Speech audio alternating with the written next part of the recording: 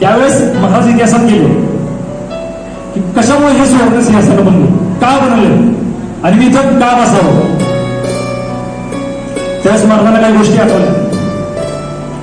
ज्यावेळेस महाराज इतिहासात गेले त्यावेळेस महाराजांना आठवलं माझा सवंगडी आला होता, मी कोंडाण्याची तयारी करत होतो, तो तांदूळ घेऊन आला होता, आपल्या मुलाचं लग्नाचं आमंत्रण द्यायला आला होता.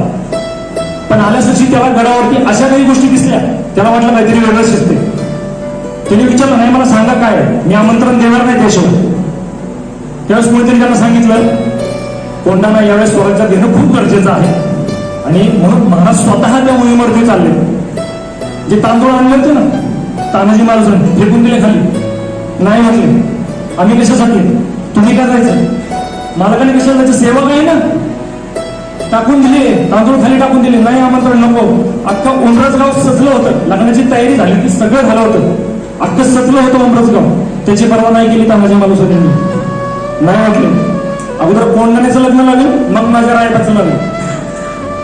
हे तानाजी मालुसरे त्यावेळेस शेवटचा घास खाल्ला राजगडावरती, शेवटचा घास राजगडावरती खाल्ला. तसा माणूस मोहिमेला गेला तो परत आलाच नाही. महाराजांनी त्या गडासाठी एवढा मोठा लाख मोलाचा तो माणूस गमावला, याचं दुःख महाराजांना होतं. माझा तानाजीचा कोंडा घेऊनच येतो म्हणून गेला, तो परत आला नाही. कोणासाठी लागले तानाजी, छत्रपती शिवरायांसाठी, जनतेसाठी, रयतेसाठी. त्या समोर जे मला सुवर्ण सिंहासन दिसतंय त्याच्यासाठी लढले.